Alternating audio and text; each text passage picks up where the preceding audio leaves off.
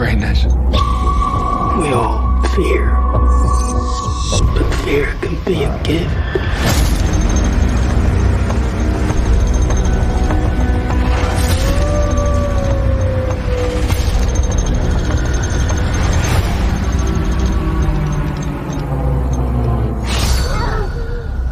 Do not waste this.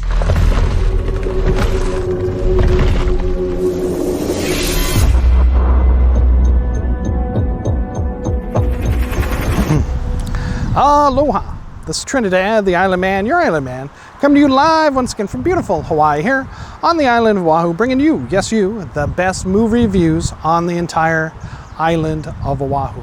And yes, this is Trinidad the Island Man, your Island Man.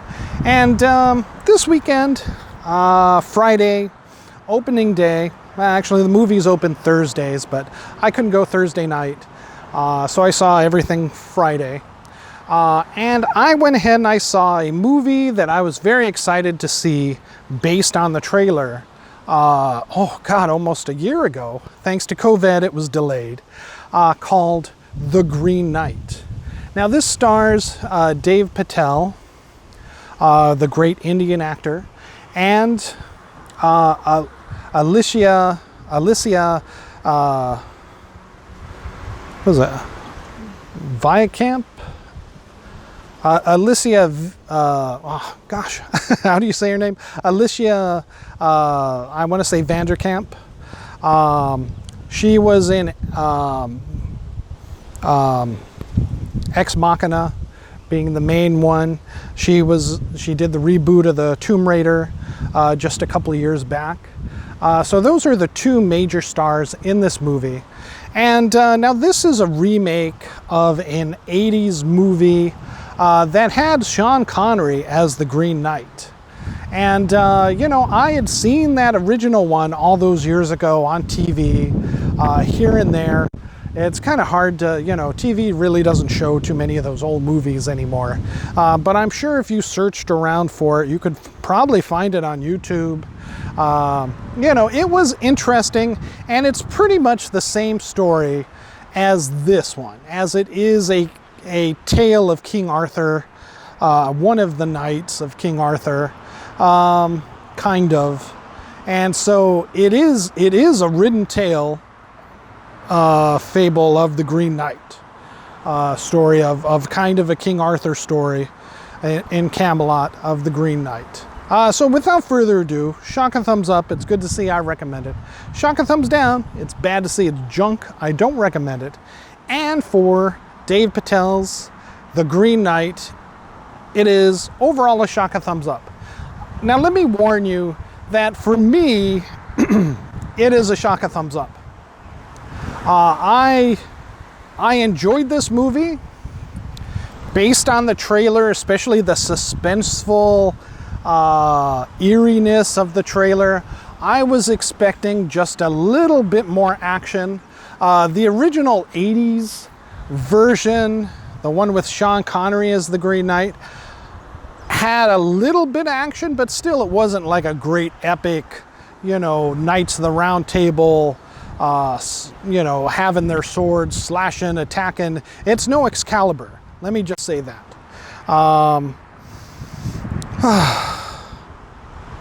So basically it is a slow story about one man. This is King Arthur's nephew, basically. And King Arthur, Camelot, they're older. The court is kind of falling into disrepair a little bit. And we have King Arthur's nephew, played by Dave Patel. Basically, living his life. He's a nobleman. He's having a great time going to see wenches, particularly Alicia Vanderkamp's, herself, who he's kind of taken a fancy to.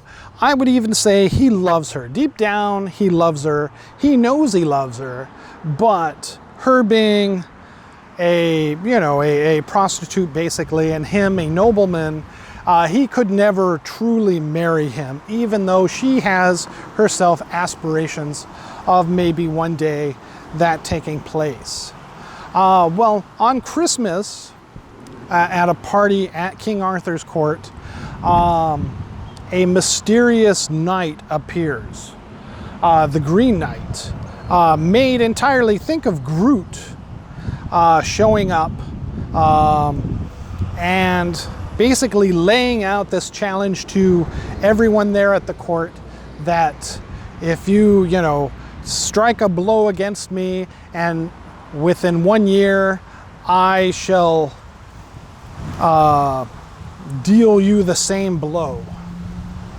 And should you survive, you will have all my riches and power, essentially. So none of the knights jump up to take this challenge on. So Dave Patel sees his chance to make good with his uncle and with the court, and maybe find a position as a knight finally, instead of just a nobleman doing nothing. He sees his chance for adventure, and it's like, well, hey, if I'll just kill this guy, and then that'll be it. How can he come back, and deliver a blow against me, right? So King Arthur gives him his sword. I believe it's Excalibur, but it's never stated. But he lops off the Green Knight's head. It goes rolling across the floor, and that's it. He falls. He's finished. But as soon as Dave Patel turns back, everyone's celebrating. The headless body rises, picks up his head off the floor, and says, 1 year, I shall deliver you the same blow.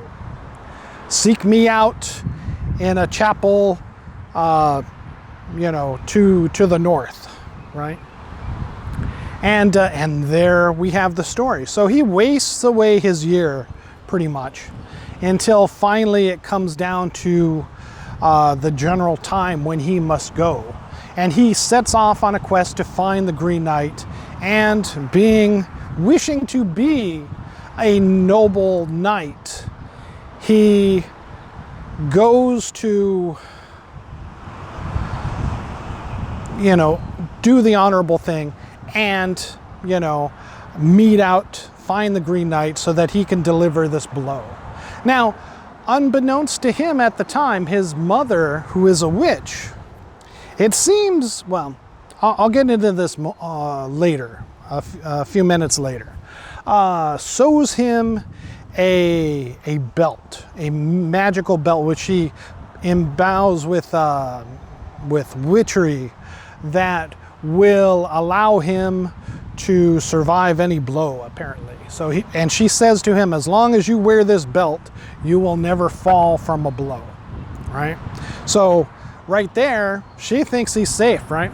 So while he's off on this thing, he's never been out in the world really on an adventure, and he's alone, no squire, no friends around him to give him, no other knights to give him advice, and he is robbed by some brigands along the road, and they take everything from him pretty much, including his magic belt.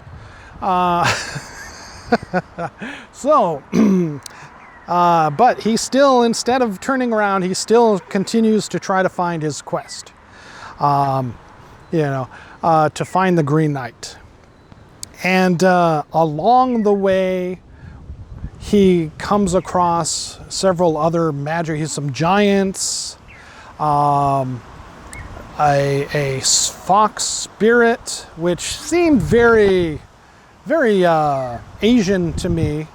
Fox spirits are very common in Asian mythology, especially like Japan, sometimes China, mischievous spirits, etc., who seems to guide him towards the Green Knight overall. What more can I say other than that? He finds a castle, not the Green Knight's castle, but Well, actually, he finds like a spirit of a woman, a ghost, who had been beheaded by a traveler, and she asks him to find her head and reunite it with her body, which he does so. He finds this castle with this strange baron and his wife and her mother, I guess. Well, it could be her mother. I don't know. She's floating around. This old blind-like woman is floating around, watching them. I think it's their mother, but it's obviously another type of witch or something. And these two seem to be spirits, as one is a great mighty hunter, always capturing fantastic game for dinner. And, basically they take Dave Patel in to rest and get ready. They know of his quest, they have heard of him, and they know that the chapel, this church where the Green Knight awaits him, is only a few days away. So they can offer him respite. He can rest there for until he has to go on his last few days journey. He's well fed. The woman is a prettier version of Alicia Vanderkamp. I know I'm getting her name wrong, but and she is basically beguiling him to sleep with him, but he wants to stay true to the woman that he loves. Her version, his version of her back in his hometown.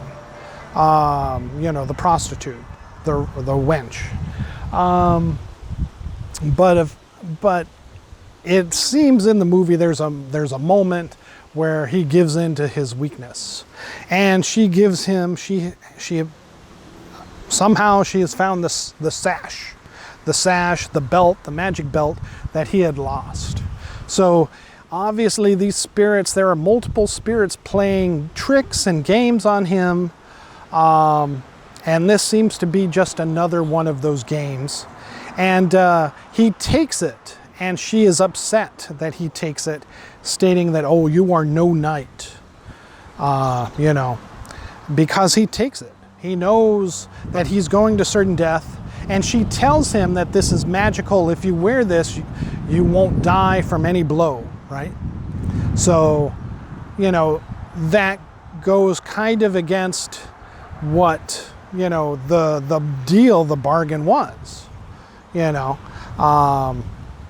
Maybe, I don't know. I mean, the Green Knight, he looked pretty tough, so you knew he wasn't human, so he had some kind of magical thing, so he wants to use some magical stuff, apparently, so, to survive his blowback. You could argue, however, if you really get down to the nitty-gritty, a knight probably, an honorable knight probably would not do such a thing, nor sleep with another man's wife, which he kind of it's implied that he does. And so he flees the castle and goes and finishes his quest to meet out the knight. Whereas in this version, now this didn't take place in the 80s version. In the 80s version, he got this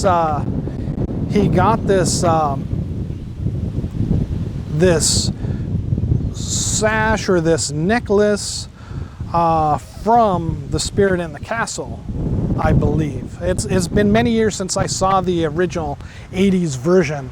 And when the Green Knight strikes his blow, it's, on his neck, because, the same blow, Dave Patel had chopped off his head, so the Green Knight's head, so he's going to chop off his head. But in the 80s version, instead of chopping off his head, he just chopped the necklace. And then that was it. That was the end of the bargain, and that kind of drove the Green Knight back, because he'd made the oath. You get the same strike. You made your one strike. That's all you get on me. And then there's like a little skirmish, I think, and then the Green Knight is defeated or driven back because ultimately he tries to go against his word. That doesn't take place in this one. In this one, he shows up, Dave Patel shows up with the sash. He goes, okay, I'm ready. And, you know, he gets down to take the blow. And he's like, oh, wait. You know, as soon as the Green Knight comes over, he's like, oh, wait. Yeah, I'm not ready. It's like, did I flinch? I did not flinch when you were about to chop off my head. Why do you flinch now? It's like, well, you know, and he's like, oh, you know, hold on. And, you know, and in those moments, he sees a life, you know, he sees himself running away from this. And he sees the life that he could have. It's like, okay, I run away. I could become king. I could have everything I want. You know, nobody is here to see me run away from this. For all they know, I survived. I defeated the Green Knight again, and voila, happy ending. But then we find out that that's that's it all in his mind. He's thinking this, he sees kind of the future, and it doesn't end well for him. So in the end, he decides to take off the sash and, you know, accept the blow. And then that's where the movie ends, essentially. We don't see the final blow. We don't know. Did the Green Knight chop off his head? Does he die an honorable man, you know, fulfilling his oath to the Green Knight? You know, we don't know. I think it's implied that he kind of sort of does. You could kind of sort of say that, oh, well, that's it. The Green Knight killed him. The end of the movie. You just don't see it, you know, because the credits roll. He goes, okay, now that you have it off, you know, and then that's it. It just kind of cuts. And, you know, I would like to think that because he fulfilled his oath nobly, that perhaps the Green Knight, you know, forgave him, or, you know, didn't follow through with his blow. Because there's some iterations you see from the very beginning, looking back on it, it seems that no other night when the Green Knight came, no other knight of King Arthur's rose to accept this challenge, leaving it open for Dave Patel's character to leap up and defend basically the crown, right? And take this honor for himself, you know, this challenge, accept this challenge on his own. No other knight interfered, no other knight, which would normally be the case, you know, maybe, you know, a strange knight coming into your king's court, you know, laying forth this challenge. Any of those other knights probably would have had, you know, an inkling to do so. And then we hear later on his mother tell Dave Patel that this is all just a game. And before the Green Knight shows up, you see her casting the spell as if she summons the Green Knight to come to the court, as if maybe this was some type of prearranged plan that King Arthur had with, you know, his sister or sister-in-law, for his nephew to have the opportunity to go on some quest, to go on some adventure, and, you know, gain knighthood so that he could pass on the kingdom to him as he is aging and getting very, very old.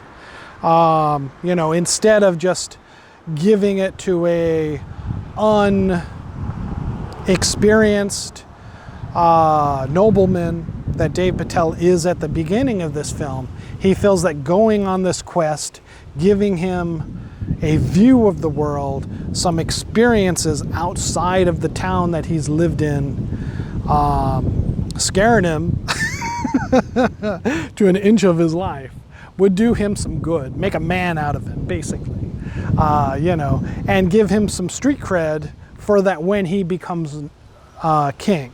Which, you know, you see during that year, you know, prior to him having to fulfill his oath and seek out the Green Knight for, for him to deliver his blow, that the town sees him very much differently than just the lazy, lecherous nobleman, drunkard that he is at the beginning of the film.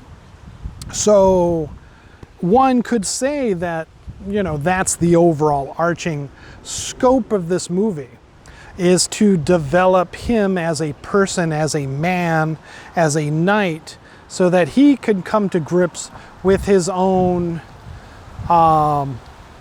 fears, his own desires, his own potential, and come back a more experienced person ready to take over the crown from King Arthur and lead the kingdom. All right, and so now, again, that's my interpretation of this movie. Your interpretation may vary. If you, like I said, if you wanted an action pack, and that's why I give it a shaka thumbs up, because it made me think. It's like, oh, this is a different kind of, everything in it was interesting, intriguing, but it doesn't lay it flat out at the very end and tell you what happened. There are some other pundits online on YouTube that will tell you this is what the ending meant. I'm telling you what it meant to me, and I think that's pretty much right. It varies from the 80s version in the fact that it is more introspective. Dave Patel's character, this is a journey within his mind to build up his character, in addition to the physical elements and the world that he must face, the elements out of his comfort zone. And that made for an intriguing, interesting story to me, and thus the shaka thumbs up. If you're looking for, like I said, an Excalibur Knights on, some big war party going, crashing like the 13th Warrior or something, where swords are clashing back and forth and monsters are jumping out, you're not going to find it in this movie. Even the Green Knight, as monstrous as he was far scarier and more of a monster when Sean Connery played him in the 80s than this version of like a Groot kind of plant foresty spirit, which he appears to be in this movie. So again, your mileage may vary with the Green Knight. It's certainly not going to break the box office this weekend. I think that will go to Jungle Cruise. But I think as far as a more introspective, emotional, impactful movie, you can't go wrong with The Green Knight. Especially if you want one of those cerebral, kind of suspenseful movies instead of just the fast-paced action and comedy that you might get with Jungle Cruise. So again, I give The Green Knight a shaka thumbs up. Go and see it. At least, put it on your list for when it's streaming if you don't want to spend the money to go see it. It is a smaller budgeted movie. They do amazing things effects-wise with the budget that they have, but it's no CGI fest like the Jungle Cruise is for this time around at the box office. But again, it does make you think, especially, as a person, what do you want in life? What are you willing to do to accept certain things? Are you willing to challenge yourself, to hold yourself to a higher standard? That's what I got out of the movie. All right, thank you so much. This is Trinidad the Island Man, your Island Man, giving The Green Knight with Dave Patel a shaka thumbs up. Go ahead and see it when you can, however you can. And mahalo and aloha.